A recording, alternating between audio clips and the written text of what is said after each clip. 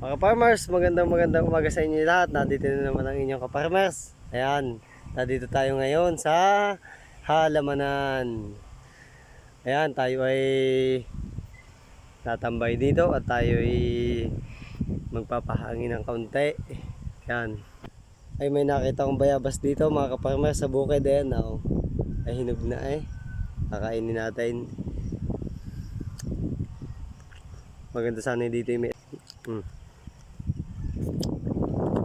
Matamis.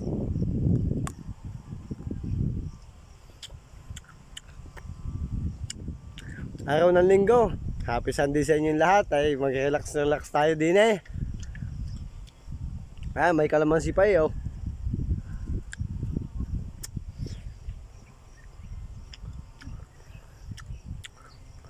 Maraming salamat pa sa mga nanonood ng aking video.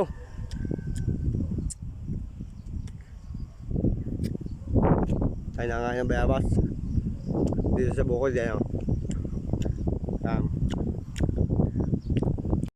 At syempre tayo ay nagtutudling ng tatamnan natin ng mais mga kaparmers. At dahil umulang kagabay ng malakas ay basang-basa ang lupa at talagang nakakagiliw.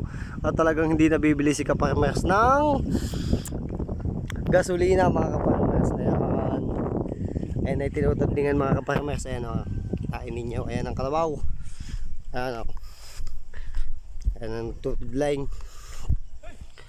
Ayan mga kaparmers ang kalabaw o. Sa bukid. Mga papayahan ni kaparmers. Ayan. Ayan mga kaparmers. Ayan yung ginagamit naming iradaw. Ay napakatagal na yan. Ayan yung panahon pa ni kupong-kupong. Ayan now. Eh basta masipaglaan din sa bukid ay talagang pag may tatam na naman eh ay may tatamnan ay magtanim ka na magtanim. Handa mo lang ang mga binhi at saka pang abunaw.